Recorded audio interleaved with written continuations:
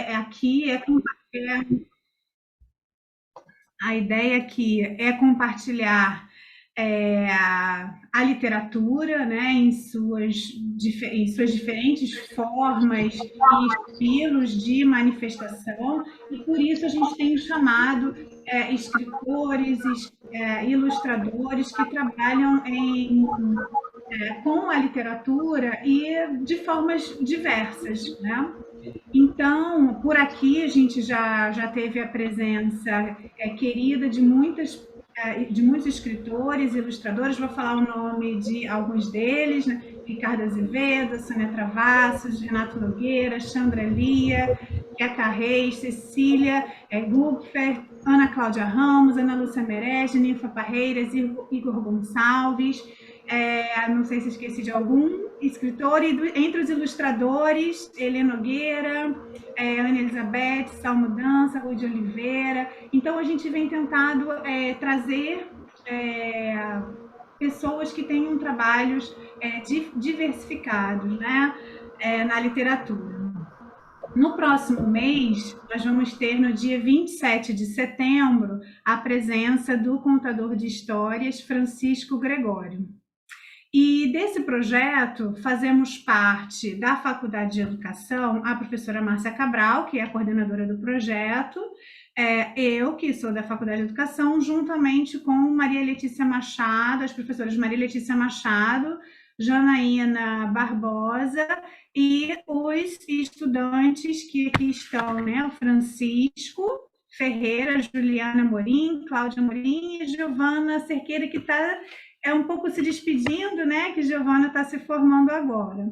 E do Colégio de Aplicação da UERJ, que é o Instituto de Aplicação Fernando Rodrigues da Silveira, a gente tem no projeto a professora Ana Carolina Mata Machado.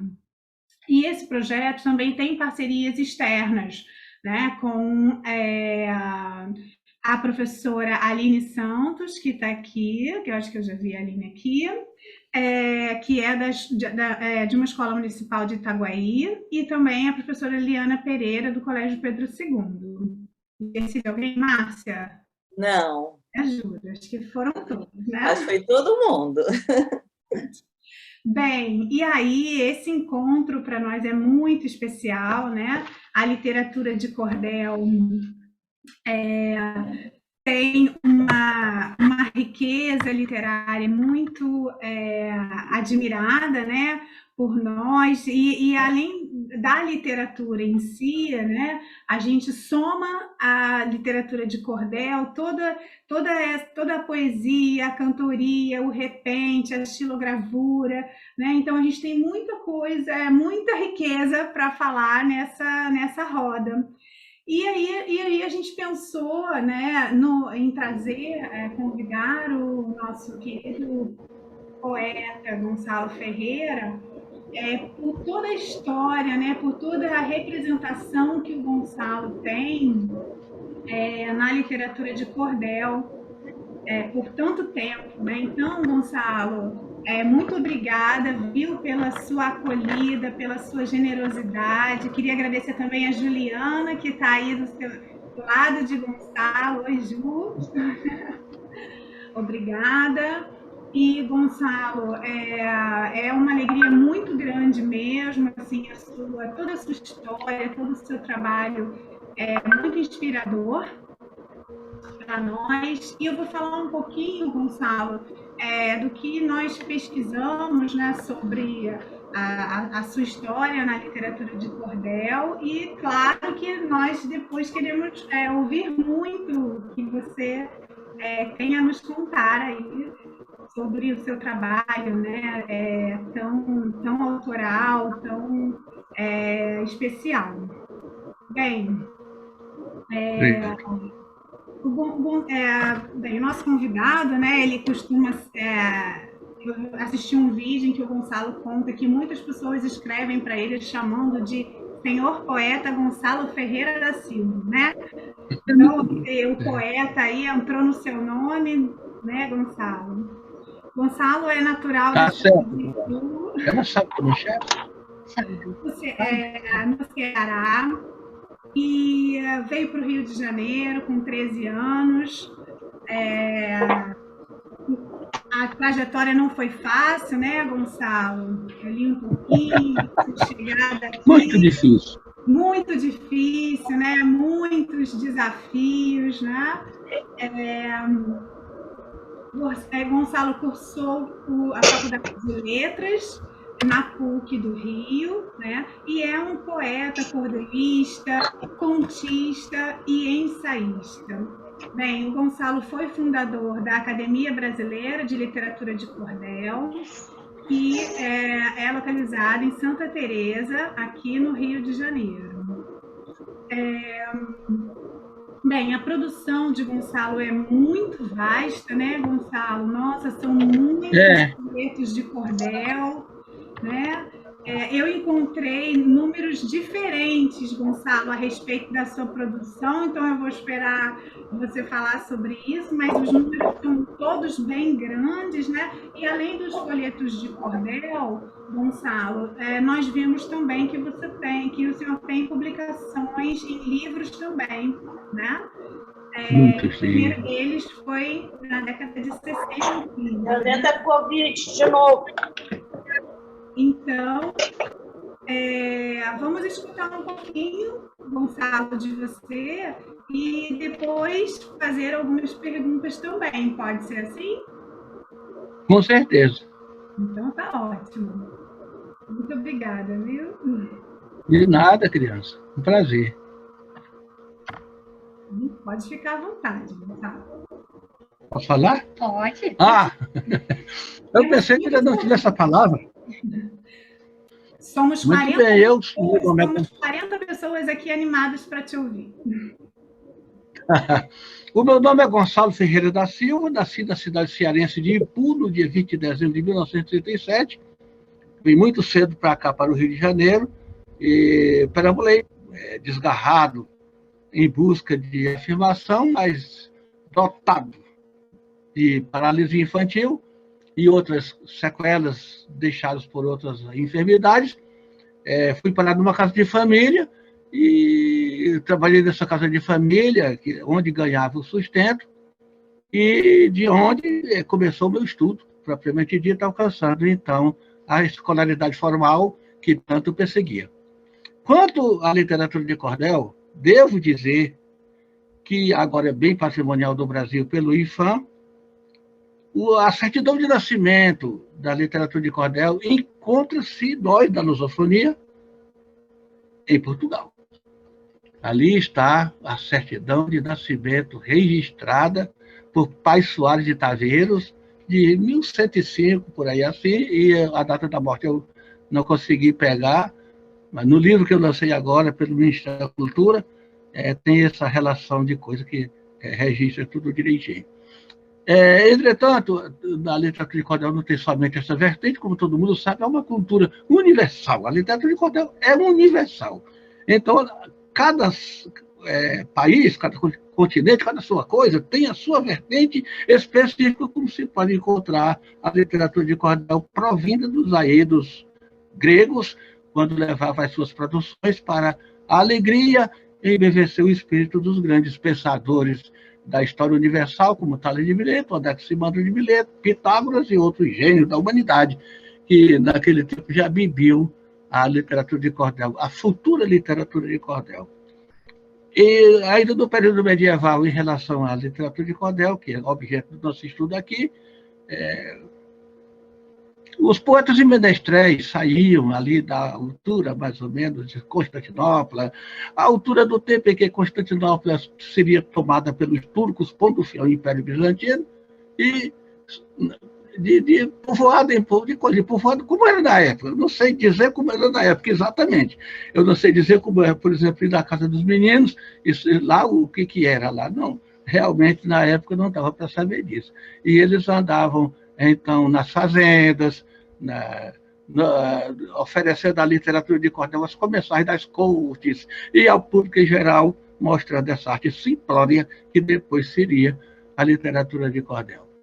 Por outro lado, a literatura de cordel vem pelo Mediterrâneo até a Península, Portugal e Espanha, Isso tudo eu estou falando de maneira muito resumida, posto que a literatura de cordel daria uma conferência de 1h30, no mínimo, sozinha, como já tenho feito.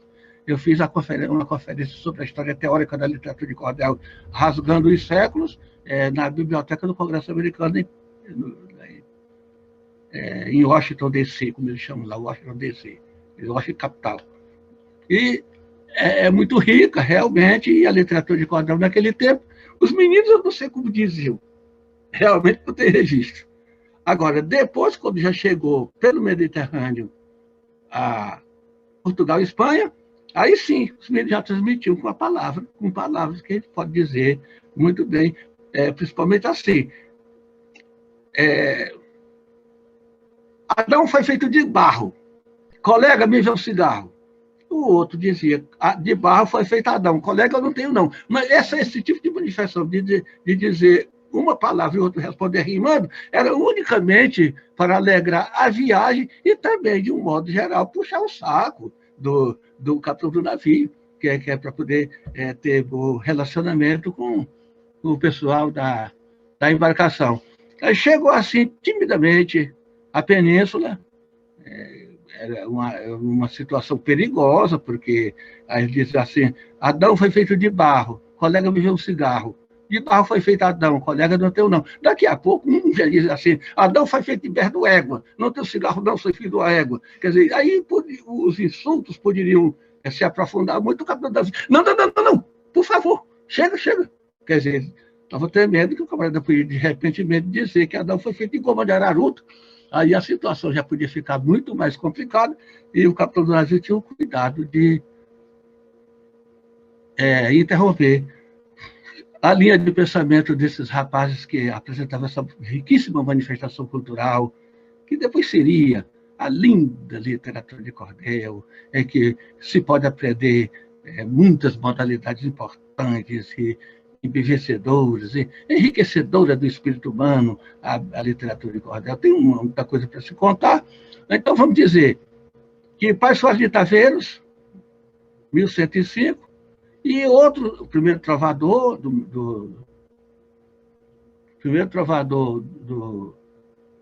aí de Portugal, e na lusofonia, uns 5 ou 6 outros, até chegar ao Diniz, a contar a história de um por outro, onde nasceu e tal, que fez, ler, declamar o que eles disseram. Não, já não tem como, porque não seria um programa para muito tempo.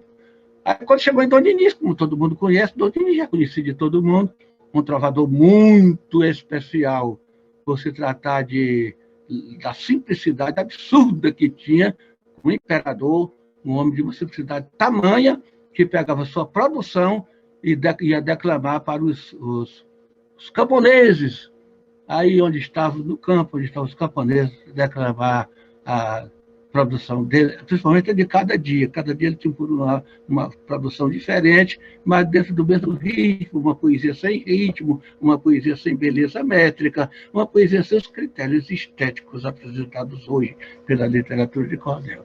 Era diferente, mas Dom Diniz, como primeiro grande mérito, fundou a Universidade de Coimbra, naquele tempo ainda, em Portugal, ele levou em 1290, né, na época do início da história de alguns países europeus, né, como a Suíça e tal.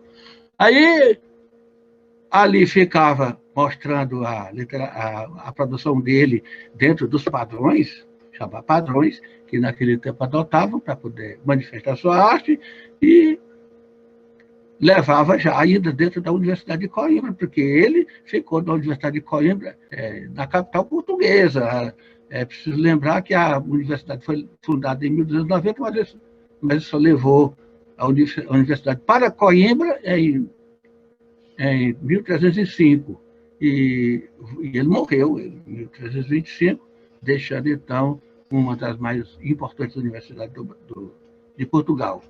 As pessoas acompanhavam com muito carinho a história de uma casa de cultura, de uma casa de ciência, de uma casa realmente fantástica, como era e principalmente onde é muito rica de literatura de cordel. Quando eu fui lá a Coimbra, eles disseram assim, a volta às origens.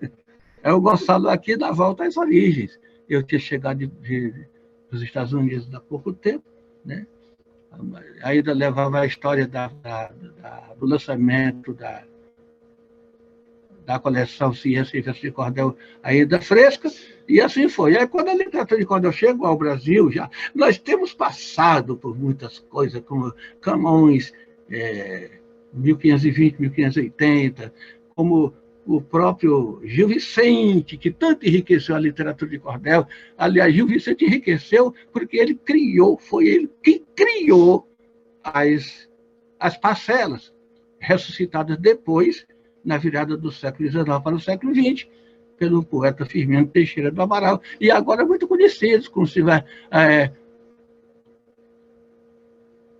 como na peleja do Cego Adriano com o Zé Pretinho, onde se lê negro é monturo, mulambo rasgado, cachimbo apagado, recanto de muro, negro sem futuro, perna de tição, boca de porão, beijo de gamela, vento de moela, moleque ladrão. Evidentemente que um folheto desses é inaceitável para os nossos dias, onde as pessoas se ofendem à toa.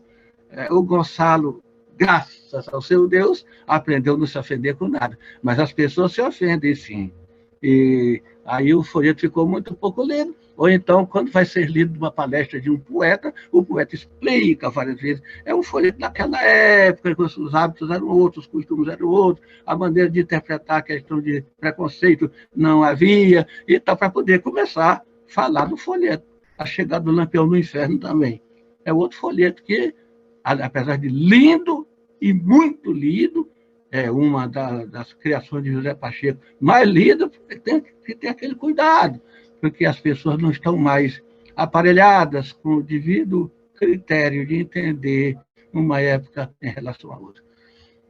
Muito bem. Aí a literatura de cordel, quando chegou ao Brasil, na embarcação dos nossos colonizadores portugueses, que aportou em Portugal, como se sabe, em Portugal, na Bahia, aí já começaram umas modalidades, e, para falar a verdade mesmo, a literatura de cordel adormeceu, ficou assim, até praticamente a chegada da imprensa ao Brasil.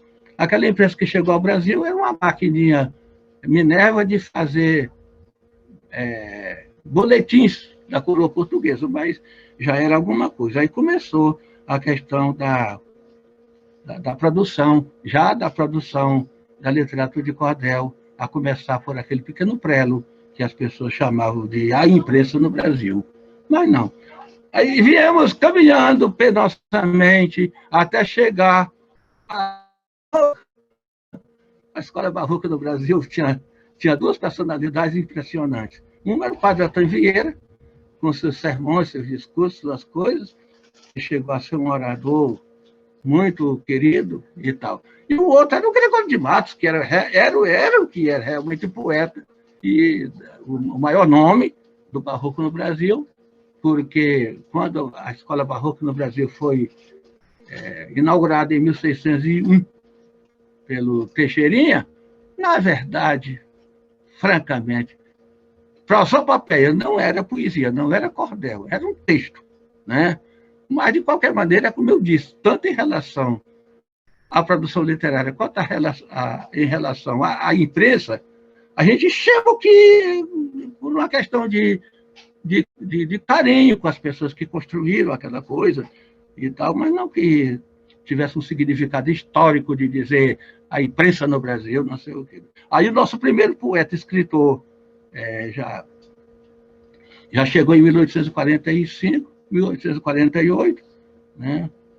E ele, sim, começou a produzir a literatura de cordel que chegava aqui do Brasil na forma de quartetos ou trovas, né? O meu pai me ensinou essa estrofe. Eu mesmo esqueci, mas não era bem isso, não, porque no cordel essa é uma trova típica do Nascimento, já da escola de Petrarca, é muito diferente, por causa da sensibilidade e da perfeição, do estilo, da perfeição de como era feito. Aqui a literatura de cordel começou assim. Não tenho medo do homem nem do ronco que ele tem. O besouro também ronca, vai se ver, não é ninguém. Isso é o quarteto, que passou da estrofe de 4 versos de 7 sílabas, como estamos vendo. E acresceu mais 2 versos e ganhou, então, a querida cestilha, em que todo o debate poético, toda a narrativa romanceada começa normalmente de uma cestilha. É daí porque ficou muito querido e talvez a modalidade mais usada na literatura de cordel. Acrescido isso, se diria.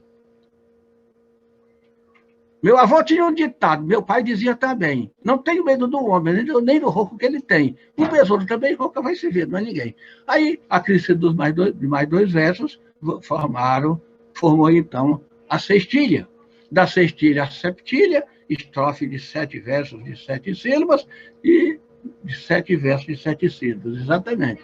Aí já passou a ser muito usada a septilha, principalmente nos folhetos de humor, de José Pacheco e de outros tantos poetas que a seguir vieram, porque, na verdade, no tempo do Leandro não tinha septilha, muito pouco. Depois ela ficou mais consagrada realmente a partir do José Pacheco. Aí tem assim, dedico ao Senhor meu livro, eterno e sincero amor. Ele me ensina em silêncio, sem ar de superior. Você é meu fraterno amigo. Antes de dormir eu digo, vou guardar meu professor.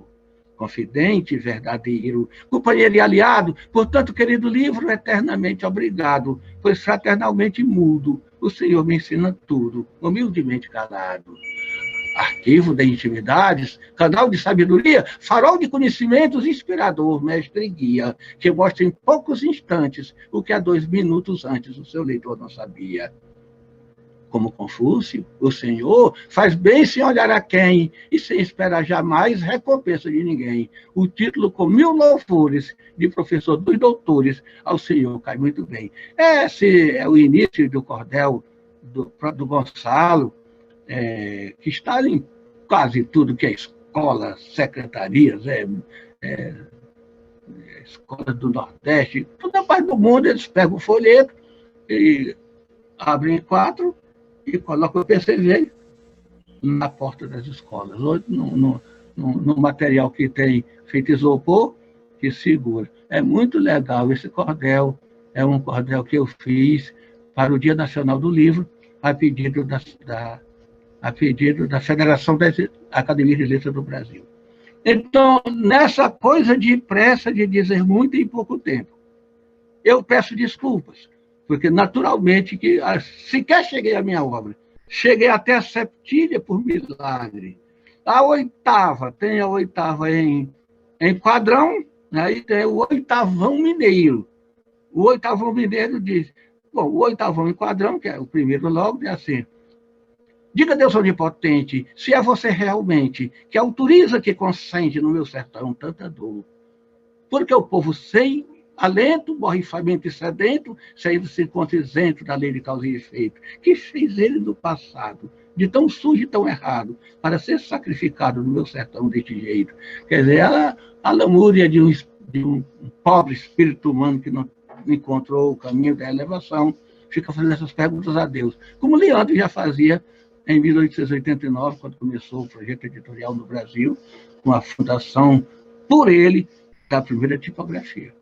Então, o oitavão, chamado também de mineiro, já diz diferente. Deu uma carreira num cabra, que esta foi pequenininha, começou em Maceió, terminou em Alagoinha. O curioso é contar, carregado como eu vinha, uma cumbuca de ovos e 3 quartos de farinha. Os senhores viram que eu já devo ter falado uma meia hora. E da literatura de cordel, só da questão das formalidades, até agora chegamos nas oitavas. E ainda tem décimas, martelo galopado, galope beremado, martelo alagoano, até chegar no gigante alexandrino. Apenas para, digamos assim, para uma compreensão maior, devemos dizer que a literatura padrão tem as mesmas modalidades da literatura de cordel, nem mais nem menos. A única coisa que tem é que a literatura de cordel é muito criativa, e aí sempre cria, agora como o negócio do Delta surgiu agora, assim também a literatura de cordel sai sempre, está criando sempre. E como é um movimento cultural muito antigo, Agora, também, numa palestra começadora, numa conversa começadora, também fica atrás uma coisa muito importante. A literatura de cordel só ganhou o verbete em 1881. E nós estamos falando de uma literatura de cordel vinda dos aedos dos gregos, vinda dos primeiros trovadores da lusofonia, e aí no período medieval, todo esse tempo a literatura de cordel não tinha o verbete cordel. Isso apareceu em 1881, graças à publicação do Dicionário Contemporâneo de Carlos Almeida, em Portugal, uma edição em Portugal. Então, é por isso que a literatura de cordel teve esse evento importante, né, que foi a oficialização, vamos dizer assim, do verbete cordel, e logo depois, o momento mais importante, realmente, que foi a fundação da primeira tipografia por Leandro Gomes de Barros, em 1889.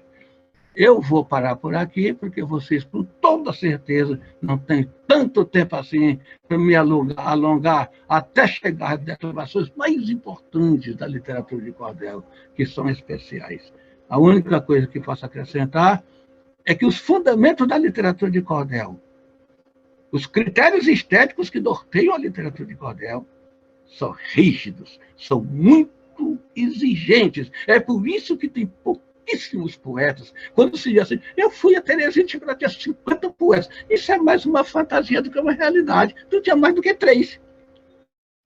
Na verdade, não tem mais do que 3. Você procurar poetas, assim, do livro do Monteiro, e desprezando, deixando para lá a humildade, no livro do Gonçalo, são pouquíssimos, você vai encontrar 10 praticamente em 2 ou 3 milhões de indivíduos. É muito raro, o poeta é uma preciosidade, o poeta é uma coisa muito difícil. Os aedos gregos não me deixam mentir. Era um para todo pensador, cobrir toda aquela área do conhecimento humano, ali com os meninos que nasceram. Grécia, eterno celeiro, tornada celebridade, suprema constelação, cuja luminosidade fez florescer para o mundo o gênio da humanidade. Apesar da Grécia ter isso, ao seu tempo, da Grécia clássica, evidentemente que nem todos eram filósofos, né? Delfos que me diga, não todos eram filósofos. Do mesmo modo, assim, o maior centro de poetas no Brasil, a Paraíba, podia ser chamada a capital mundial da literatura de cordel ao seu tempo, né? Fazia o papel da Grécia. A Paraíba está para a literatura de cordel, como a Grécia está para os filósofos, a Grécia clássica está para os filósofos.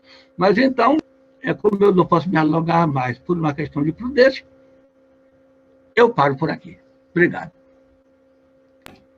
Muito obrigada, Gonçalo. É muito bom escutar a sua voz, assim, essa paixão que o senhor passa.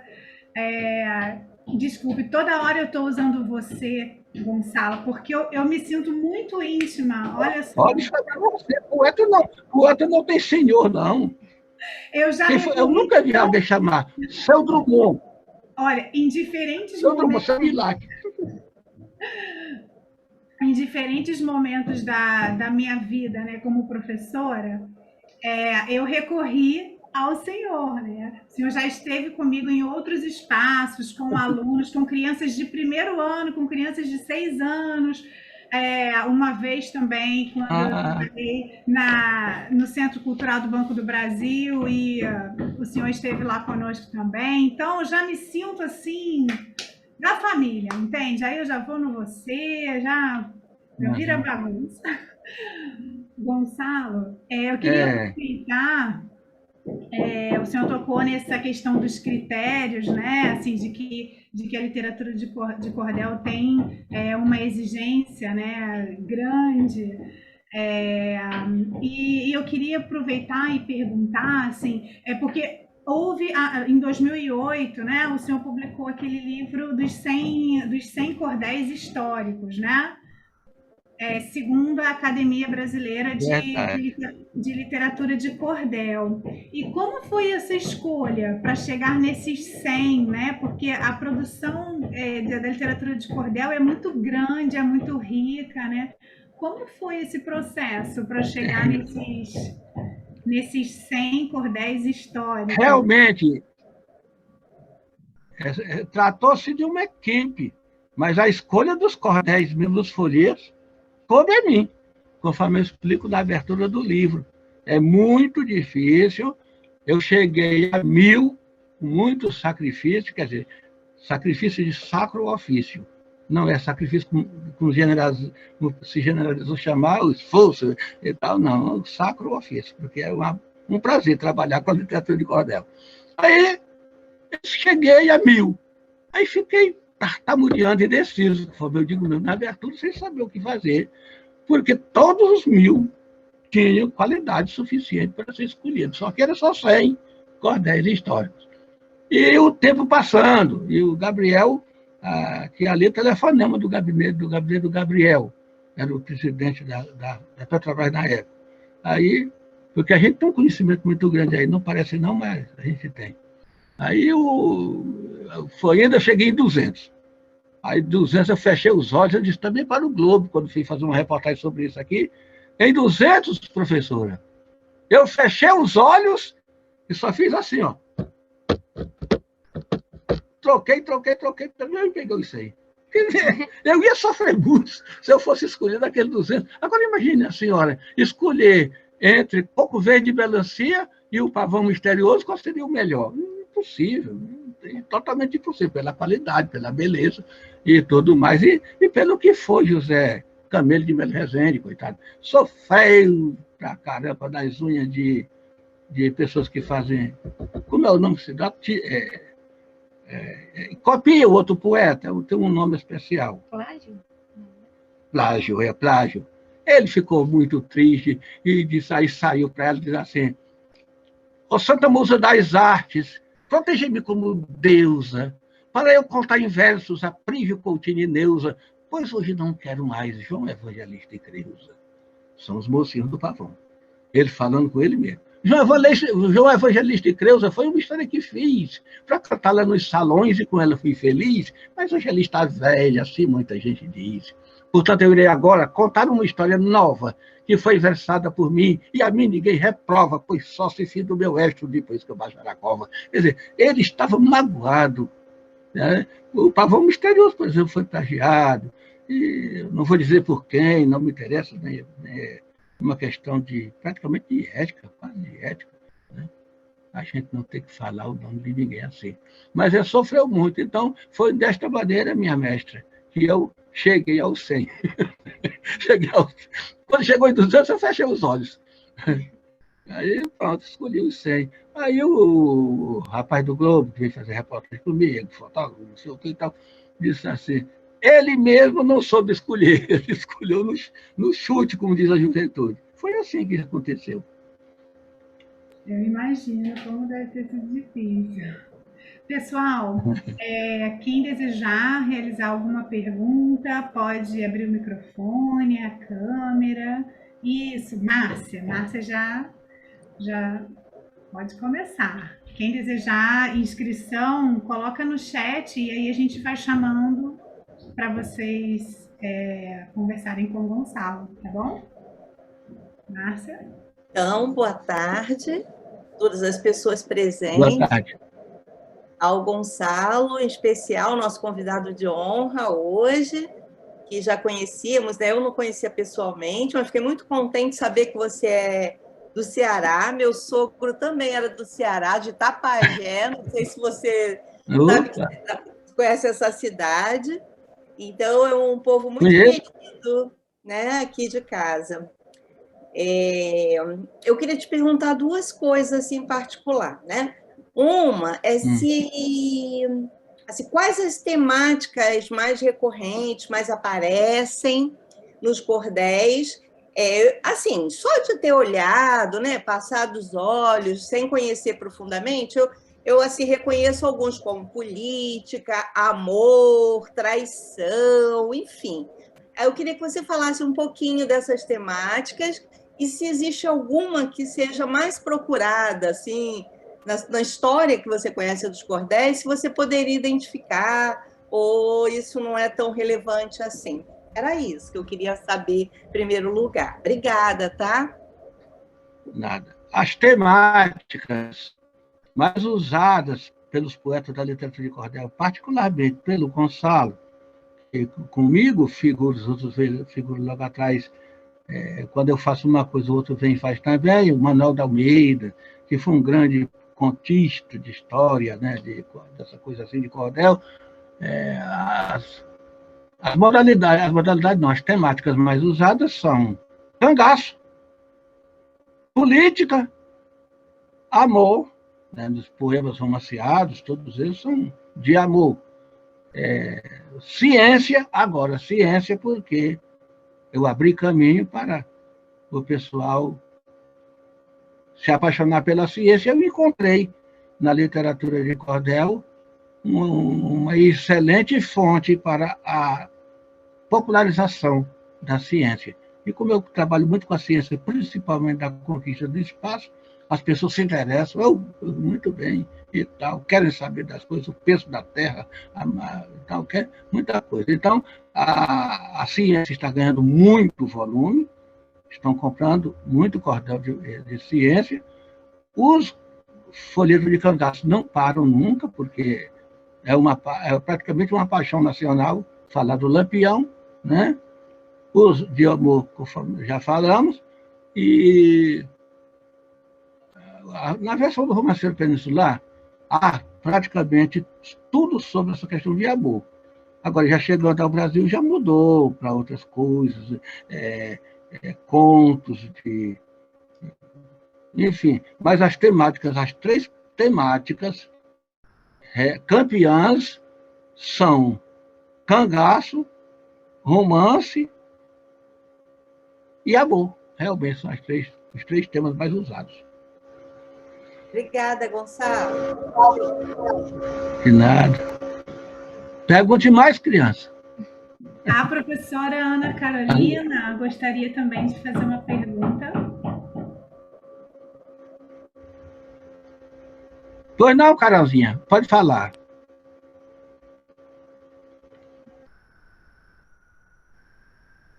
Perdão, não tinha conseguido ativar meu microfone. Boa tarde a todos.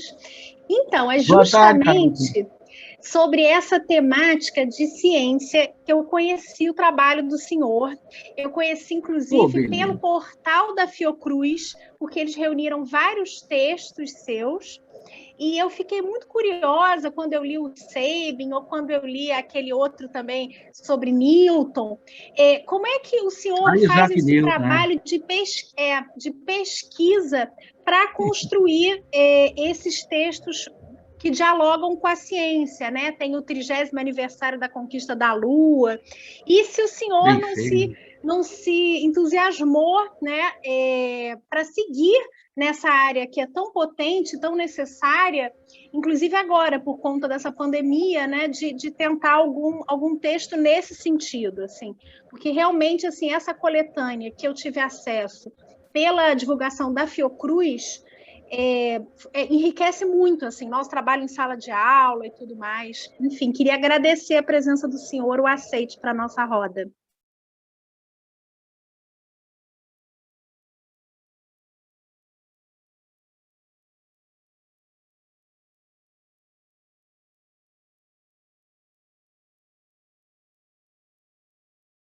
Eu não estou ouvindo, acho que está no mudo, será? Isso.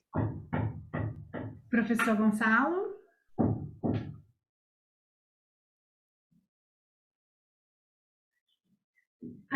Não aparece o microfone mutado, né? As pessoas até utilizavam a palavra caramba. Caramba, como é que 11 volumes de ciência e literatura de cordel, como é isso? Aí daqui a pouco chegava outro. O professor Ildeu de Castro Moreira, lá da UFRJ, do Instituto de Física da UFRJ, ele titular da cadeira lá, dizia, vamos lá todos, vamos estar. O pessoal vinha encaminhado por esse interesse, porque muita gente, vamos ser francos, muita gente não dava à literatura de cordel o valor que ela tem, por culpa da própria literatura de cordel. O IFAM demorou muito a reconhecer a literatura de cordel como bem patrimonial e imaterial do Brasil por culpa dos poetas. Por culpa, meu Deus, me perdoe se for pecado, por culpa de quem pensa que é poeta sem ser, aí escreve umas besteirinhas no cordel, no folheto, e tal, chama de cordel, aí quando um pesquisador francês, alemão, suíço, chega ali, bom, meu amigo Gonzalo, eu li, não vi nada não. Quer dizer, então essas pessoas não é querendo maltratar a gravada em nada não, mas é porque eu Gonçalo, quero ser bom. Quer dizer, eu acho que se eu não fosse bom, eu não seria poeta, porque eu faço questão de ser bom. Então, eu acho que isso retardou de maneira significativa e até dramática o registro da literatura de cordel como bem patrimonial e material do Brasil. A verdade é dura como o diamante, mas é pura como a flor vivificante. Eu posso dizer isso, que as pessoas sentem na hora, depois reconhecem que é isso mesmo. Não tem jeito. A qualidade da poesia. A senhora falou Isaac Newton. O Isaac Newton é um grande amigo meu. O Galileu, a ciência do universo dedico à minha existência. É de tal magnitude que a minha inteligência se torna pobre diante de tão profunda ciência. Sempre que é o universo, eu contemplativo fito, vejo nele um livro aberto com letras de luz escrito, lendo o meu conhecimento, estende-se ao infinito. Quer dizer, então a gente faz um preâmbulo que chama logo a atenção. É claro que depois vem aquele negócio de igreja, aquele negócio de política, que não combina muito bem, que aí o folheto acaba enfraquecendo um pouco. Mas, conteudisticamente, a gente aproveita aquilo que é bom, né? O que é melhor de tudo. Mas tem parte de ciência muito interessante. Então, é isso, mais ou menos, o que eu tinha a dizer, porque eu não posso dizer tudo, ninguém diz tudo, né? Tá bom, Carolzinha? Tá bom, Carolzinha? Ela Maravilha. A professora Valéria Poubel, Gonçalo, ela não está podendo ligar aqui o microfone, ela pediu para a gente ler a pergunta dela. A professora Valéria Poubel é uma querida amiga nossa, que já trabalhou com a gente na Edu e com quem eu trabalhei muitos anos com a educação de jovens e adultos. E a Valéria, nesse momento, ela é professora de sala de leitura com a educação de jovens e adultos. E aí ela coloca aqui o seguinte, primeiro ela parabeniza, né, a todos os envolvidos aqui nesse encontro lindo e potente, e ela faz a seguinte pergunta. Qual o maior desafio enfrentado na atualidade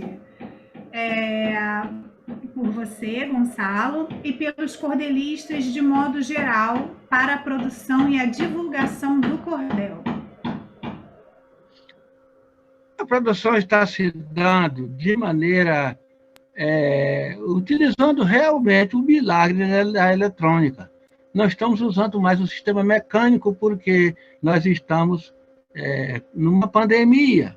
Aqui na academia, nós fizemos um trabalho chamado Quarentena Poética, em que compareceram muitos poetas com suas produções e tudo mais. Um diz uma sextilha, uma septilha, uma oitava e assim por diante, porque não dá para... Pouquíssimas edições saíram. Eu saí com um livro, graças ao Ministério da Cultura, que editou um livro meu, né? Agora, outros poetas que não têm a nossa envergadura, coitadinho, é difícil para caramba fazer essas edições. Aí nós temos, porque a maioria absoluta do pessoal da BLC são professores. Professor de linguística, como o caso do professor José Guilherme Soares Teles, que é uma produção de cordel muito grande na área de ensino, muito grande mesmo, aborda a gramática com uma profundidade absurda. O poder didático daquele rapaz assusta, é muito bom. Já tem o Manuel de Santa Maria, que é também formado em letras, é graduado em letras, que faz um trabalho muito bom. Ele não se envolve muito com o trabalho sobre ciência, mas faz um trabalho que oferece ao estudante muita riqueza, por causa também... Ele é um poeta sofredor, muito sofredor, coitado, com a filha dele, cantora, com 15 anos, foi atropelada e morta na frente da casa dele. Aí ele ficou durante um tempo sem escrever. Aí, quando começou a escrever, disse assim: eu bem sei, caro senhor, que a vida é um perde-ganha, mas meu sofrimento é grande, a minha dor é tamanha que o coração do poeta não bate mais, só apanha. Essa beleza de cestilha, ele demonstrou o momento em que vivia, depois da morte trágica da filha. E assim por diante. Eu não sei se eu estou obedecendo à pergunta, mas devo dizer que os poetas de pouco recurso estão passando por um momento muito difícil, fazendo em gráfica rápida, alguns folhetos, 50 folhetos, 100 folhetos, porque realmente ficou muito difícil. A questão ajuda do governo é providencial. Eu nunca vi um governo tão bom, eu não sei se eu seria bom assim, acompanhar o sofrimento das pessoas e ajudar no que é possível. Quer dizer, com essa pequena ajuda de 1.000 cruzeiros ou 600, eu não me lembro de ser bem, eles pegam os 50 e mandam fazer uns cordéis. Quer dizer, numa prova eloquente e definitiva do amor que tem pela literatura de cordel. Quer dizer, é esse o quadro, professora, é a minha querida professora Valérie, da do Pedro II, deve ser ela, porque ela assistiu uma palestra minha lá na Católica, Universidade Católica da Gávea, e se prometeu: eu quero, no dia que eu puder, eu quero chamar o Gonçalo para fazer uma palestra na minha escola. E quando ela realizou o sonho dela, ela correu perto de mim, e quando aquela memória biográfica curtinha que eles falam de mim, ela lembrou: Gonçalo, eu vi uma palestra sua na biblioteca da UFRJ, ou da Universidade Católica, eu fiquei em Gil de Dentro. Fiquei de tal maneira em Gil de Dentro que eu me prometi. Só esqueci de dizer, ela ficou encantada. É outra estação de trem. Com a minha palestra, que assim que teve a primeira oportunidade, aproveitou e me convidou. E eu fui, com muito prazer. Então, é isso, eu acho que respondi dentro do possível a dificuldade dos poetas em publicar seus cordéis na atualidade pandêmica. A Cláudia Amorim também gostaria de fazer uma pergunta. Pode perguntar, Cláudia. Professor e ilustre poeta, eu estou emocionada aqui, eu não sei o que falar, mas eu vou tentar registrar um pouquinho da minha emoção diante de da sua obra-prima, porque sou uma pessoa assim, magnífica, eu amei. O senhor começou na sua infância a inspiração na literatura de cordel, como o senhor lia muito e sempre foi poeta, isso foi uma coisa assim da sua natureza própria, né? É difícil fazer a disputa com outros cordelistas, e o senhor, já que é ao concurso, nos dá assim, grande beleza. Quando foi a sua primeira publicação? São várias perguntas, eu estou até emocionada. Eu respondo logo a primeira. Minha primeira publicação chamava-se Punhos Rijos, um poema romanceado, e depois, porque o título não tinha nenhuma atração comercial, eu mudei para A Vitória do Amor, de Valéria e Violeta, que foi, então, o meu primeiro cordel, já foi o primeiro romance. O segundo foi um grande exemplo de Jesus, que realmente é um folheto muito bem feito e tal, né? Agora, quanto à questão de como eu me inspirei, foi sim, a leitura ajudou demais. O meu papai, quando chegava do Ipu, da feira, levava cordéis assim, daquele tempo, história de um pescador, romances antigos, Sansão e Dalila, essa coisa toda, ele lia para a gente em casa, que a gente não sabia ler ainda. Aquilo já me dava vontade de escrever. No Nordeste, a gente começou a aprender a ler muito tarde, porque não tem as escolas assim como tem nos bericentros, mas a gente guardava no coração e na cabeça a recordação de, assim que puder, fazer exatamente o que acabou de ouvir. Foi mais ou menos assim que eu comecei a minha produção. Quando eu comecei a minha produção, eu já conhecia a literatura de cordel não historicamente, que é isso. Eu não conhecia a história teórica da literatura de cordel, não conhecia a história conteudística da literatura de cordel. O que eu conhecia era só a sextilha e a septilha no máximo, quer dizer, muito pouco. Mas foi assim que eu comecei a minha produção poética. Eu também conheci a literatura de cordel nas feiras lá do Nordeste, que a minha família é nordestina. Aí eu fui visitar e eu fiquei muito encantada. E eu também fiz uma visita ao Museu da Cultura, no Catete, com uma professora de antropologia, a professora Branquinho, Fátima Branquinho, e eu fiquei muito encantada. Assim, fantasia.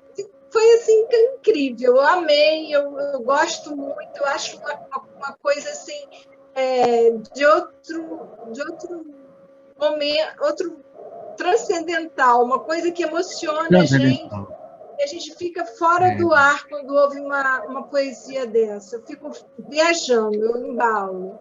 Obrigada. A literatura de cordel é isso. Ela é linda. Agora, ela tem a maneira de ser declamada diferentemente de outro texto. A gente pega, por exemplo, Bilac, que é um poeta que eu gosto muito, muito mesmo. O meu poeta favorito é o Augusto. Mas como o Augusto tem aquele negócio de ser, coitado, muito dramático, e tal, e também porque a escolaridade formal dele era muito boa, mas não na área que ele, às vezes, se filtrava, como, por exemplo, na questão da... Ele falava da biologia. Quando ele falava da biologia, às vezes dava um pouquinho de mole, mas, como diz a juventude hoje. Mas, basicamente, é um poeta muito bom, né? A ansiedade que ele tinha de dizer, eis a questão. Ele tinha vontade de dizer, é isso. Já dá para se ler como cordel o livro dele, o Eu, né? E outras poesias. A do Bilac, não. A do Bilac já é como um poeta com forma formal dos pardasianos, perfeito. O Bilac era perfeito, foi perfeito. Não tinha nada, pode ler dele, não pode botar nem tirar nada. Ele era perfeito. Então, você vai ler, digamos, um poema dele, Ora direis ouvir estrelas. Olha só a sequência como é diferente. Ora direis ouvir estrelas. Certo, perdeste o senso. Eu vos direi, no entanto, que para ouvi-las muitas vezes desperto, e abro as janelas pálido de espanto, e conversamos toda a noite. Enquanto a Via Láctea, como palho aberto, cintila, e ao vir do sol saudoso em pranto, e das procuro pelo céu deserto. Direis agora, três loucados amigos, que conversas com elas? Que sentido tem o que dizem quando estão contigo? Eu vos direi, amai para entendê-las, pois só quem ama pode ter ouvido, capaz de ouvir e entender estrelas. Quer dizer, então, é uma declamação própria para a literatura oficial, né? Não é uma... Se fizer um soneto com esta qualidade, que pode ser feito, sim. Há sonetistas da literatura de cordel primorosos, como o caso da acadêmica Helena Correia, é fantástica. Eu vou lhe dar um livro dela. Aí é muito legal. Mas tem a maneira de dizer cordel que é diferente. Ora direis ouvir estrelas, certo. Perdeste o senso, eu vou direi, no entanto. Na literatura de cordel tem a paradinha no final do verso. Tenha ou não tenha pontuação gráfica. Pronto, não precisa que eu declame mais o soneto todo.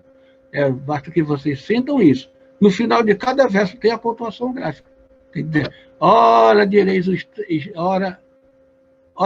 ouvir estrelas, certo? Perdeste o senso, eu vos direi, no entanto, que para ouvi-las muitas vezes desperto e abre as janelas pálido de espanto. Quer dizer, atende à pontuação, não atende à pontuação gráfica, porque a literatura de cordel é oral por natureza. Então, é assim que se declama a literatura de cordel.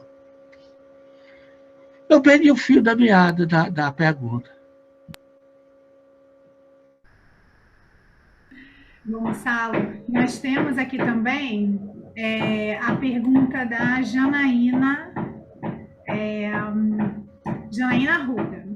Qual foi o cordel que o senhor mais gostou de escrever? Aquele que mais mexeu com o senhor? A Janaína Arruda que está perguntando.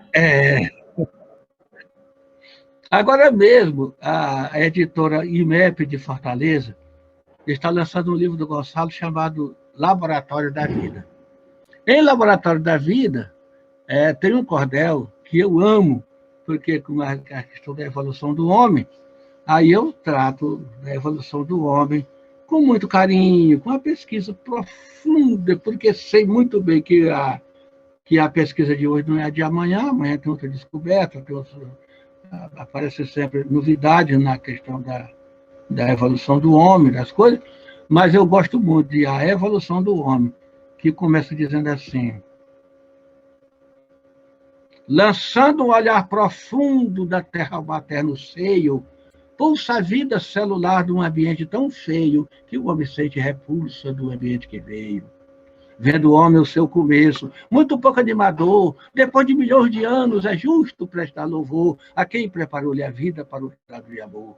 O homem é o único ser que, ao longo da trajetória, grava os acontecimentos, registra sua memória, escreve com o próprio punho sua fascinante história. Quer dizer, tem passagens, principalmente aquelas que a passagem do cordel, em que a evolução do homem passa de um momento especial. Como que a natureza dele e o campeonato passa de um estágio para o outro.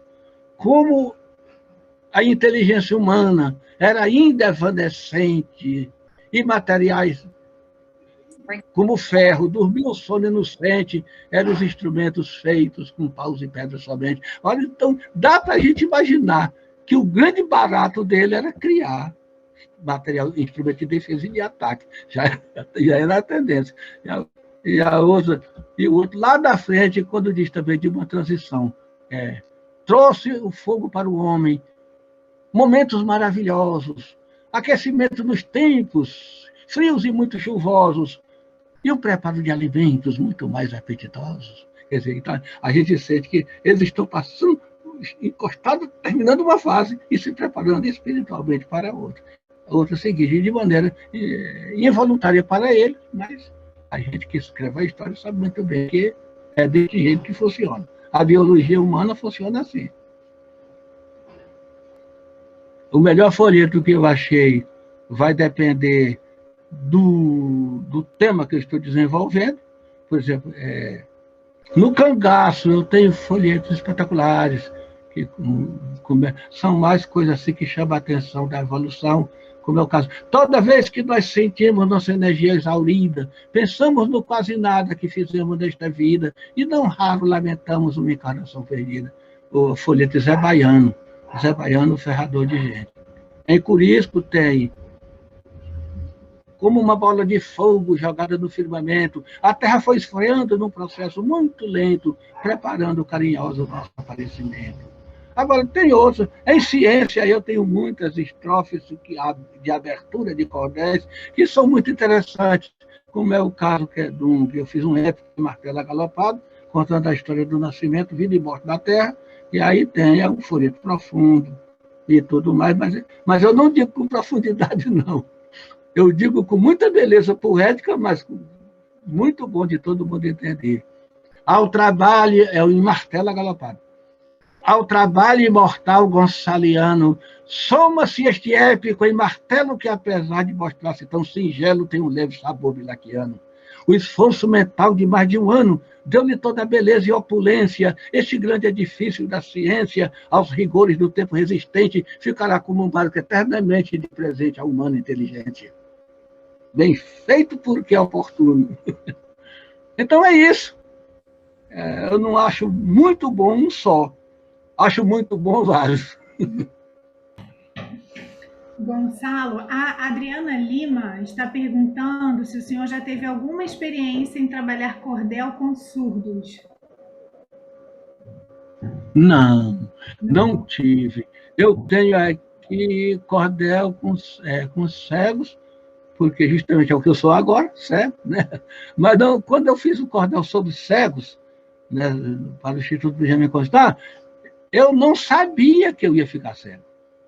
Não sabia mesmo, era o tempo que ainda enxergava e tal. E para surdos, não. Tem um instrumento dos surdos em que eles aprendem a escrever, né? Eu não sei. Tem aqui a São Romão, aqui pertinho, é uma clínica de pessoas assim, que às vezes uma professora passa aqui com 5, 6 dedos, e tal, botando a mão no ouvido, tentando ouvir, aí vai gestos. Mas eu nunca fiz nenhum trabalho para um dedo, eu fiz para cego, mas para surdo eu nunca fiz.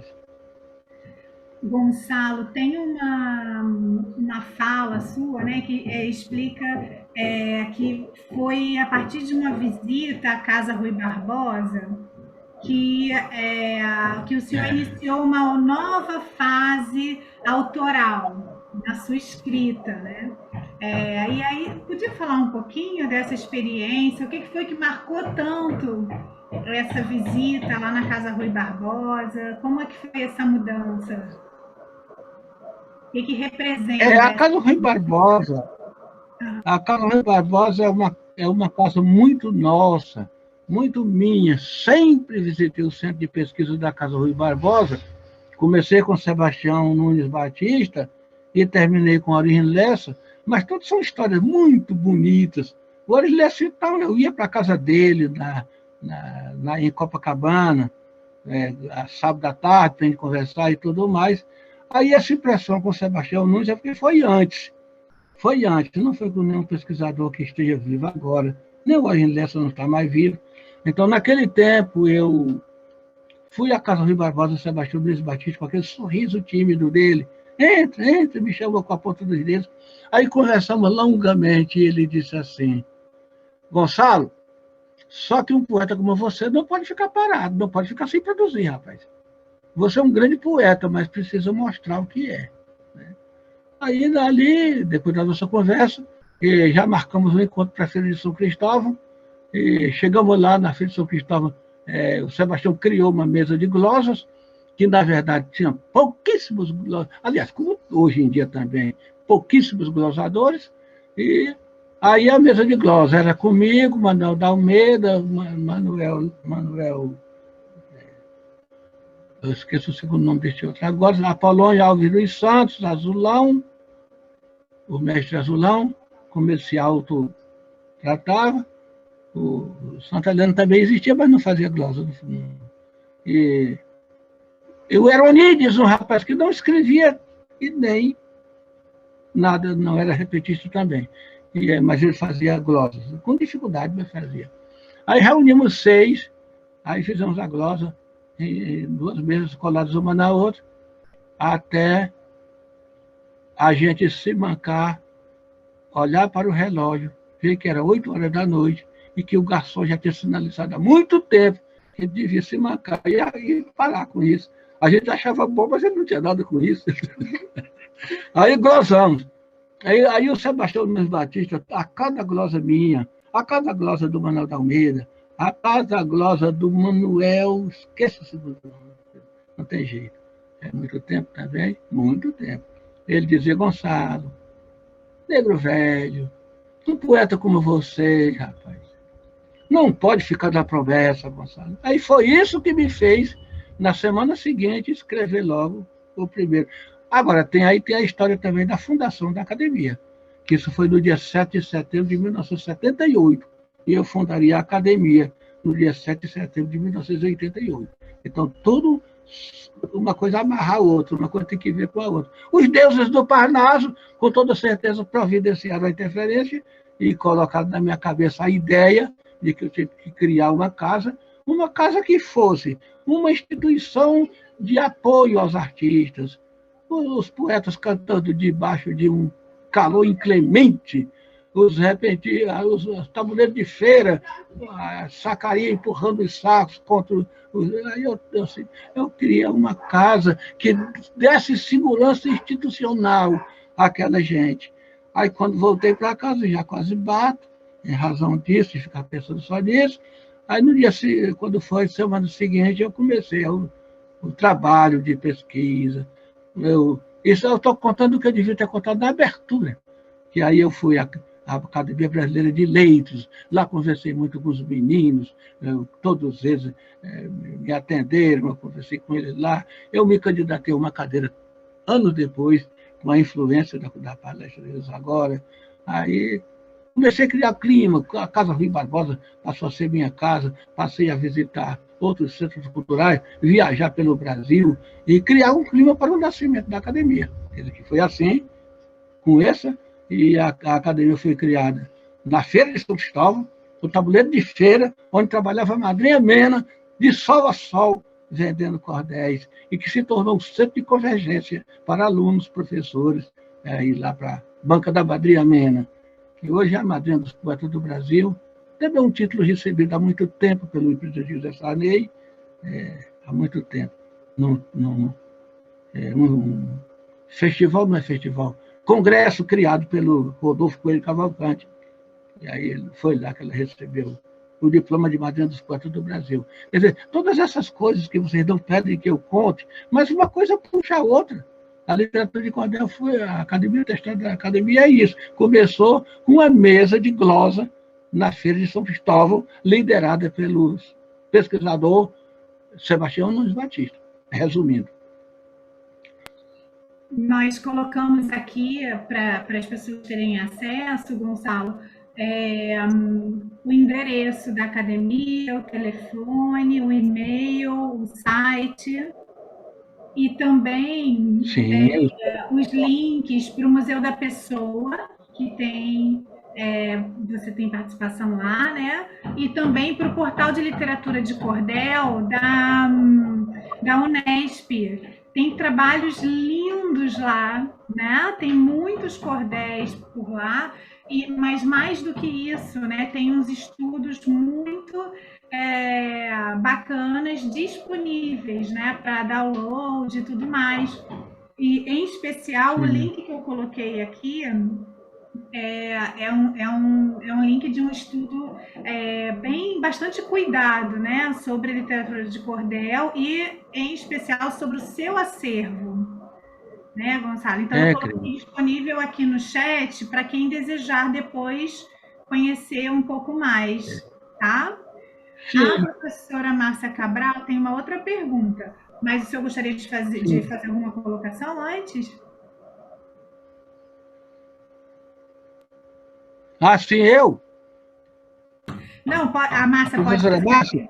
É que eu achei que o senhor fosse falar. Então tá bom. Vamos lá, Márcia. Então, Gonçalo, a minha pergunta é mais assim no sentido do acesso. Até a Paula ajudou agora falando do portal, que as pessoas podem, que disponibiliza, né, diferentes tipos de cordéis, então acho que já facilita um pouco. Mas é porque eu estava ontem preparando minhas aulas, eu tinha que comprar 2 livros, sabe, Gonçalo? E eu fiquei imaginando, o preço dos livros que eu precisava de comprar eram quase R$200, ou seja, 20% do salário mínimo. Então, é muito caro o acesso ao livro, né? E eu fiquei me perguntando, quando você ia apresentando, né? Eu fico imaginando que um cordel não seja assim muitas páginas, deve ter diferentes formatos, né? E aí eu queria que você falasse um pouquinho do custo da produção desse material, se vocês imprimem em casa, os cordelistas de uma maneira geral, e o custo de um cordel médio, digamos assim. Aí eu fiquei curiosa em relação a isso, que eu trabalho com livro e trabalho com essa questão da impressão também, a discussão dessa questão. Então, me chamou muita atenção, e aí você me ajudaria um pouco a pensar um pouco mais essa questão. Obrigada, tá, Gonçalo? Ajudo muito, professora Márcia, começar pela questão da diferença que separa a obra gonçaliana de obras mais tímidas, vamos dizer assim. A obra do Gonçalo começa com um cordel para os estudantes a 2 cruzeiros. Esses cordéis são vendidos em qualquer parte a 5 cruzeiros. Agora é real. R$2 cada cordel. O cordel começa com 8 páginas e vai seguindo o múltiplo de 8. 8, 16, 24 e assim por diante. Mas o preço não muda aqui na academia. A academia é o centro de produção, porque eu estou aqui transmitindo o programa, com a generosidade das senhoras, aqui de um local que tem cerca de 300 mil folhetos de cordel para o mercado mundial. Então, é justo que seja barato, até porque um trabalho que é feito com amor, nós temos 30 cordeltecas como braço avançado daqui, cobrindo todo o território nacional, levando a leitura onde quer que o leitor esteja. Tudo isso gratuitamente. Nós não cobramos um cruzeiro, mandamos o pacote de livros para que seja fundada uma cordelteca que foi fundada ano passado em Assaré, que hoje em dia é uma senhora cordelteca e é dirigida por apesar de ser uma criação da academia, que tem alguns regulamentos de se fundar, como, por exemplo, Cordelteca Professora Márcia, da Academia Brasileira de Literatura de Cordel. Tem esse respeito, né? Mas a Cordelteca é viva, está lá a professora Franci Freire, instruindo professores, alunos e tudo mais, e emprestando cordéis quando acha necessário, e quando não é necessário, os pais chegam, não, isso aqui é para ajudar a Cordelteca. Está aqui 11 cruzeiros para ajudar a Cordelteca, não vou deixar ficar assim também, não. É uma coisa muito espontânea e uma troca de ideias e de conhecimentos, para onde eu vou? Para tal país. Lá tem Cordelteca da VLC? Tem. Aí cita o endereço, tem Cordelteca do Gonçalo, da academia, mas leia-se Gonçalo porque realmente é o Gonçalo que faz o cordel e é quem manda com o custo de correio e tudo. Mas, para mim, a sua pergunta, professora Márcia, tinha outra dimensão. Não é não definir como faz o cordel, não. Aqui, a academia tem um parque gráfico, Caxias, e para o cordel. E para os livros, o Gonçalo pertence à editora Rovelli, que tem por contrato, né, com 10% da venda dos livros. Tem a editora IMEP de Fortaleza, que está agora mesmo produzindo o livro do Gonçalo, chamado Laboratório da Vida, que tem páginas muito bonitas. É um estudo de biologia também, mas é um estudo muito mais de ecologia, propriamente dito, onde eu explico o sentido da palavra ecologia, de onde vem a palavra ecologia, o que significa e tal, que é um trabalho cuidadoso, mas por isso, porque tanto que a gente lê ecologia, biologia, mas o aluno, a criança, não sabe o que é biologia. Quando fica mais taludo, precisa saber. O senhor falou em ciência tal, mas significa o quê? Aí vamos lá, o significado. Ecologia vem do grego. Aliás, eu faço até inverso. Ecologia vem do grego, não sei se você sabia. Outro de habitação, que com sufixo logia, igual eu estudei em grego, e, portanto, ecologia. Aí o aluno lê devagar para poder pegar direitinho, e assim vai o ensinamento.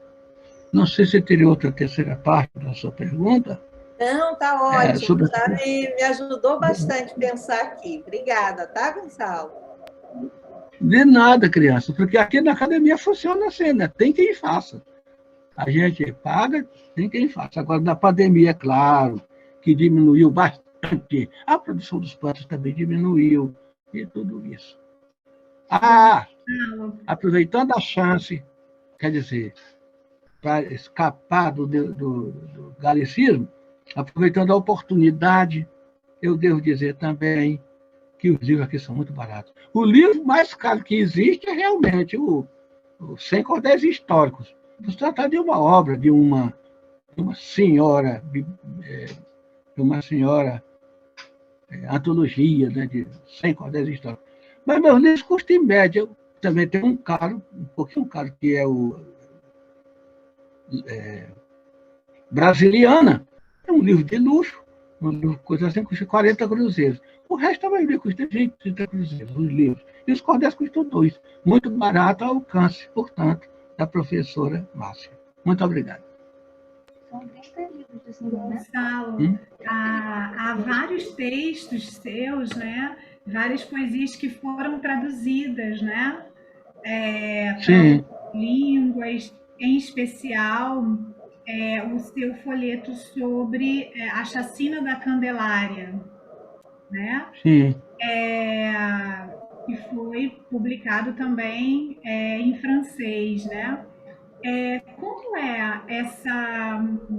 Como é que o seu trabalho chega nesses outros nesses outros países, nesses outros contextos, né? Especialmente um como esse, né? Que é uma denúncia, que é uma forma de se manifestar, né? Como é isso? Esse cordel realmente é um cordel altamente crítico, mexe logo com o Congresso Nacional e termina mexendo com a própria polícia, mas é um cordel que lê e depois já não. Pode ser pesadinho, mas o Gonçalo disse a verdade. Pura verdade. É. Aí não tem muito o que se falar. Agora, sobre a questão da versão para o francês, quando foi a primeira publicação em português, o Mil Folhetos, o Jean-Louis Krishna, lá da Universidade de... Não me lembro agora o nome da universidade dele, também publicou uma edição lá, né? E em francês. Aí saiu uma outra edição no Canadá. Essas edições venderam antes que eu vendesse a nossa aqui, em português. Talvez pelo interesse e pela maneira de ser Poitiers, pela maneira de ser em francês. As pessoas talvez achassem uma novidade, mas era desconhecimento, porque eu já tinha lançado Gandhi em inglês, francês, alemão, bilíngue, português e inglês, e em hebraico. Então, é mais as pessoas que não têm oportunidade, que nós estamos tendo agora, de saber, de conhecer e tal. Aí temos versão para o japonês, né? A do próprio Gandhi, que é a versão também para o japonês. Temos a versão para o italiano, nós temos agora a versão do Galileu. Linda versão italiana. Linda, linda, linda. O idioma fica lindo no cordel, né? E assim por diante. Eu tenho versão mais ou menos em 10 idiomas, né? E não só uma edição, mais edições. E aí nós nos caracterizamos como autores que buscam o conhecimento e lançar o conhecimento ao mundo, dividir com o mundo o nosso conhecimento. Na África Central, o Golfo da Guiné, onde fui também para divulgar literatura de cordel, e particularmente a academia, e fizemos as nossas palestras no próprio auditório das embaixadas, também recebemos elogios. Caramba, o ministro José Carlos de Araújo Leitão utilizou a palavra caramba e disse: caramba, Gonçalo, você viaja tanto a troco de quê? Eu disse: a troco de mostrar a vocês a literatura de cordel. Eu estou mostrando a academia ao mundo, levando a academia ao mundo, a academia, quer dizer, fazendo um trabalho de divulgação. Lancei uma cordelteca lá em São Tomé e Príncipe, né, na Embaixada do Brasil em São Tomé e Príncipe, e fizemos o que pudemos até agora. É por isso que ninguém acha que quando eu saí da presidência, momentaneamente, por causa da doença, que eu me senti muito, dificilmente poderia alcançar setembro de 2024, entreguei a presidência momentaneamente à doutora Paola, o pessoal se assustou, disse: caramba, mas como é que pode? A Academia São Gonçalo, a gente está há 34 anos aqui, 33, conversando, mas tudo tem limite e eu reconheço as minhas possibilidades. Mas vamos deixar o Barros aí, que vai ser um bom presidente. Tá bom, professora Márcia? Tá bom, professora Paula? Tá ótimo, muito obrigada. A Lucimar fez 2 perguntas. A Lucimar perguntou o seguinte: Sim. Em outro momento, as feiras livres eram um local de divulgação e venda de literatura de cordel. As feiras livres ainda têm esse papel para os artistas? Essa é uma pergunta. E a outra pergunta escrever cordel é um dom natural ou podemos aprender a escrever versos de cordel? Bom, a primeira pergunta é sobre a questão da feira. Realmente caiu de moda. É muito raro, mas muito raro mesmo, a não ser uma feira que vira um centro cultural, como de São Cristóvão, né? Os meninos em Pernambuco, tem o Mercado São José, mas realmente caiu totalmente de moda, tanto que os historiadores dizem, eram vendidas em casinholas do subúrbio, não sei o quê, e tal. Mas agora caiu, porque a literatura de cordel ganhou outro status, os produtores, os poetas ganharam outro nível, os poetas agora, normalmente, com cultura acadêmica, com cultura formal, são diferentes até na qualidade da produção, na maneira de trabalhar o verso, no respeito à gramática, às coisas, às formas. Agora, quanto à segunda pergunta, ela se refere ao, assim, quem nasce no Nordeste já nasce com o ritmo no coração. Então, já fala rimando, praticamente. Se não fala rimando, mas fala no ritmo da rima. Aí não é difícil ali, porque cantando as cirandinhas, cirandinhas vão todos cirandar, que já é um quarteto, é uma trova. Aí as pessoas vão se criando nisso. Toda e qualquer apresentação, a literatura de cordel está no meio, quer dizer que acaba impregnando os espíritos da sensação de poesia, até no falar comum. Assim, a pessoa querendo pode aprender por conta própria, sim, porque já tendo esse ingrediente especial da natureza. O outro natural também, que ouvindo tanto, de tanto ouvir, é fácil começar a produção. É devagar, ainda mais se quiser produzir com qualidade, tem que ser devagar. Mas pode sim.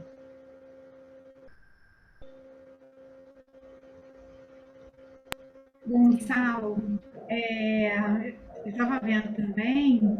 Ah, sim, tem a outra pergunta, eu já falei também, né? Tá, da Lucimar, já foram as duas. Eu estava vendo, Gonçalo, que o senhor trabalhou na Rádio MEC em diferentes funções. E até aposentar, né? Dos 18 anos exatamente. A sua aposentadoria. Foi o meu primeiro e único emprego. E o senhor entrou lá trabalhando como auxiliar de portaria e chegou a trabalhar como redator, não é isso? Como redator, os meus melhores companheiros. Então, conta pra gente dessa trajetória aí na Rádio MEC, né? O senhor gostaria de falar um pouquinho disso também? Eu, Gonçalo? Sim. Acho que eu estou falando. Sim. Realmente, eu entrei na Rádio MEC, graças ao meu patrão da Casa de Família, que me acolheu, e, aliás, me pegou caído na rua, e me levou lá para um centro espírita de sua propriedade, e de lá eu cuidando do centro. Cuidei do centro, no primeiro ano sem direito a janta, só comendo alguma coisa, ou então um sanduíche que o senhor Gilberto me dava. Eu não tinha a autorização de ir à casa dele jantar. E almoçava de maneira muito precária também. E aí, diante de tantos percalços e outra coisa, eu combinei comigo, Gonçalo, eles não precisam de você, é você que precisa deles, então dê tudo que é o caminho. Aí, quando era em Sampaio, ali pertinho do Meia, para cá do Meia, antes do Meia, aí eles tinham um criador de galinha, de coisa. Aí, quando era 3 horas da madrugada, eu saía dali, da casa dele na Rua do Engenho Novo, e ia para Cadeg, São Cristóvão, andando. Quando chegava lá de madrugada, aí os portugueses diziam para mim, rapaz, pode pegar aí um tomate que sobra da caixa e tal, ou uma banana, coisa assim. Aí, era isso que eu fazia para me alimentar melhor, realmente, com as frutas da Cadeg atiradas sem serventia. Atiradas do chão, assim, que sobrou da caixa, coisa parecida. Aí, eu chegava de volta em casa às 6 horas. Aí o pessoal começou a me admirar mais ou menos, mas tem aquela coisa, também o patrão era novo, a dona Lídia era nova, era também uma situação meio complicada eu ficar dentro de casa. Aí eu ficava fora de casa, ficava lá no centro. Era muito difícil a vida, né? Até que um dia o seu Zé Oscar chegou em casa e disse: Gonçalo, negro velho, eu sei que eu não preciso de você e nem posso precisar, pois não tenho como pagar. Agora, você quer ir trabalhar na Rádio MEC? Eu arranjei com o seu Renê, era o Renê Leon do Campo, Alexandre Felix Gadeirão KV, era o nome do moço. Aí eu vamos lá. Aí eu fiquei feliz intimamente, mas não demonstrei muito, não, que podia não dar certo. Porque sem roupa para vestir, sem nada, chegar da Rádio MEC, assim e tal. Aí eu fui timidamente, cheguei lá, falei com o senhor Renê, aí aprendi logo o nome dele, mas é muito difícil, porque é uma coisa que os locutores, produtores, cineastas, tudo diziam para mim, com o indicador na vertical. Olha só, não pode falar alto com ele, seu Renê não pode falar alto com ele, é tudo uma coisa muito... né? Aí eu ligava, trabalhando no gabinete do diretor, e ele trabalhando na antessala do gabinete. Né? Ali chegava todo mundo, produtor, era produtor de cinema, tanta gente, passei a conhecer muita gente, timidamente no começo, mas com a elasticidade que me esperava para o futuro. Né? Aí trabalhei de auxiliar de portaria, lá com o seu Dildo. Aí vai lá, o tempo passa, até que precisou de um contínuo. Eu passei para contínuo. Aí passei para cuidar dos instrumentos do sexto andar da Orquestra Sinfônica Nacional, que era uma orquestra de 120 músicos, e que eu ficava ali conversando com. Aí eu me lembrei de perder a humildade. Disse: olha só, o senhor não pode me arranjar uma roupa, uma camisa, usada, coisa assim? Posso, eu moro na Praia do Flamengo, tal, pode ir lá pegar com uma da minha esposa, separar roupas para você. Aí eu comecei a me apresentar melhor, né? Já na tentativa de me ver numa redação ou coisa parecida, melhorar de vida. Até que foi o que aconteceu. Passou o jornalista Paulo Mendes Campos, se aposentou, parou, saiu de lá. Aí eu fiquei lá na redação, aí comecei a trabalhar, já chegou o Guilherme de Souza, o Sérgio Chapelin, os meninos todos lá que trabalhavam no meu horário, era de 8 à meia-noite. De 8 à meia-noite eu fechava a estação de a Rádio MEC. Foi assim a minha passagem pela Rádio MEC. Não foi uma passagem brilhante, eu comecei do nada. Nem nada era habilitado, a não ser a custo da própria inteligência. Diplomas para mostrar não tinha. Quer dizer que então já estava de bom tamanho a minha recepção na Rádio MEC. Foi por aí.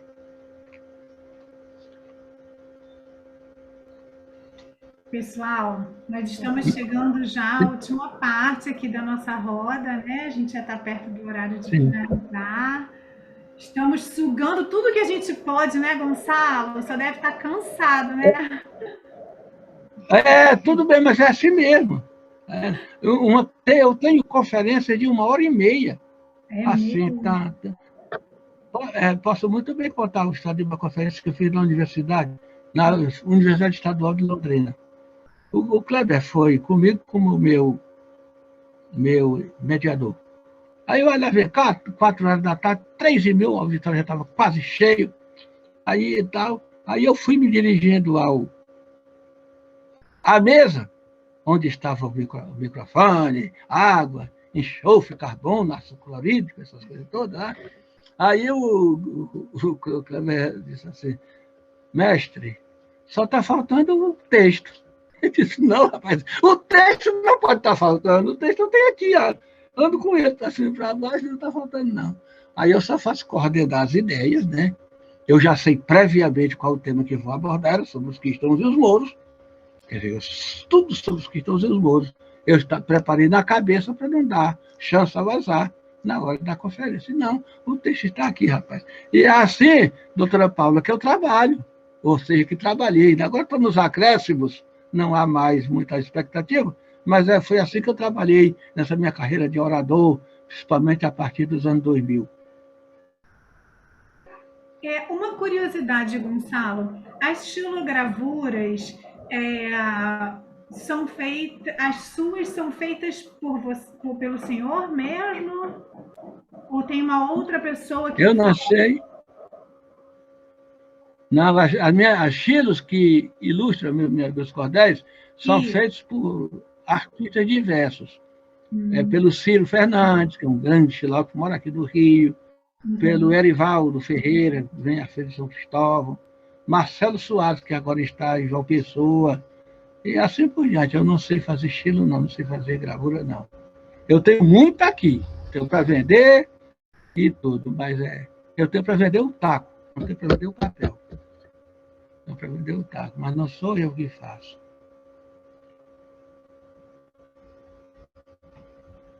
Pessoal, alguém gostaria de colocar alguma outra pergunta? Você pode falar publicações dos livros, total de livros e cordéis. Eu já falei.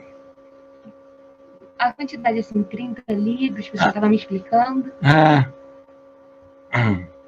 Pois é, a minha mediadora aqui está falando que eu não falei sobre 300 cordéis e 30 livros.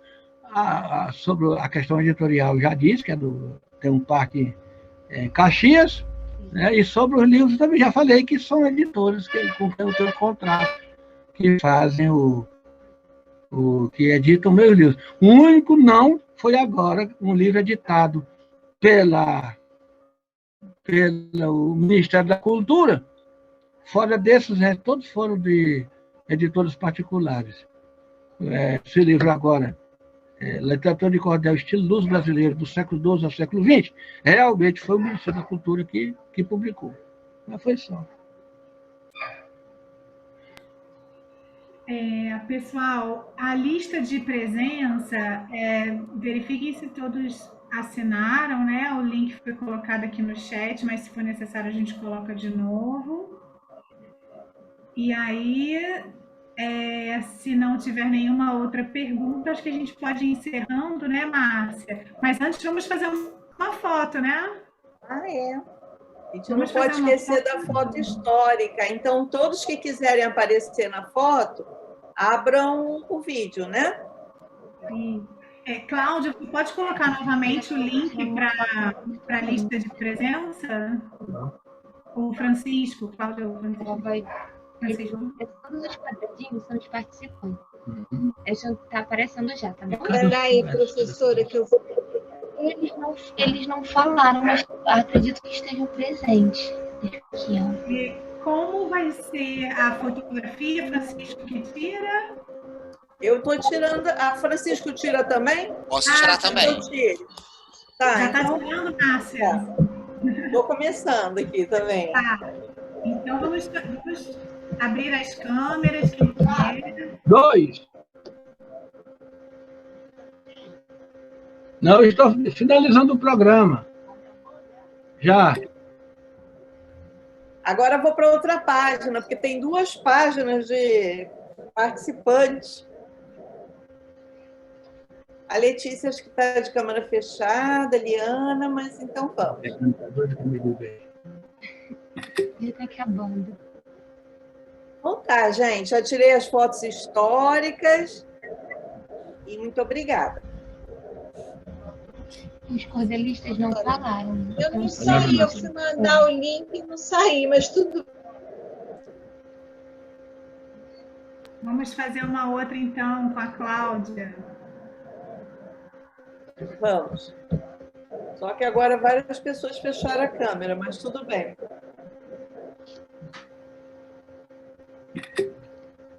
Foi, mais uma foto. Gonçalo, então, nós vamos nos despedir e agradecer mais uma vez pela sua generosidade, pelo seu carinho em explicar para a gente com tanto cuidado, com tantos detalhes sobre a sua história e sobre a história do cordel. Muito obrigada mesmo. Estamos felizes. Não, de nada, criança. Foi um prazer muito grande.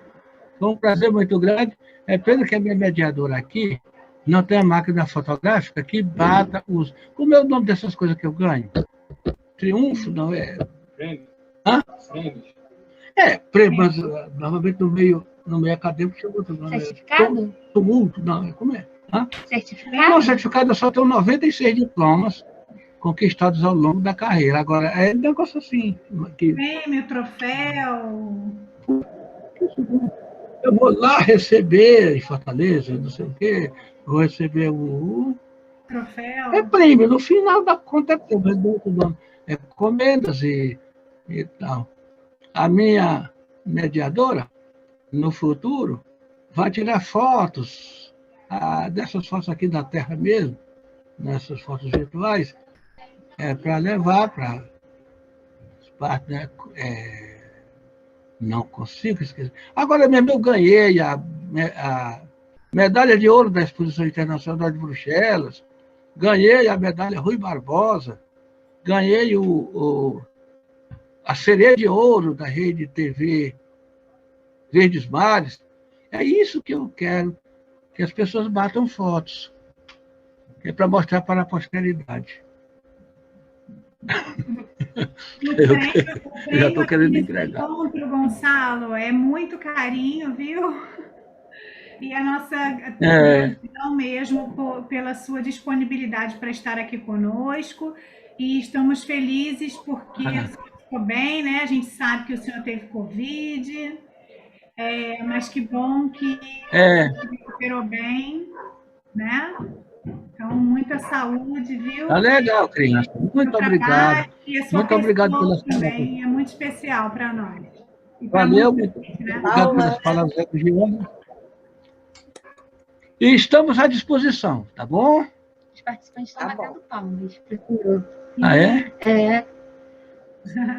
A minha mediadora informou que estão batendo palmas, como eu não vejo.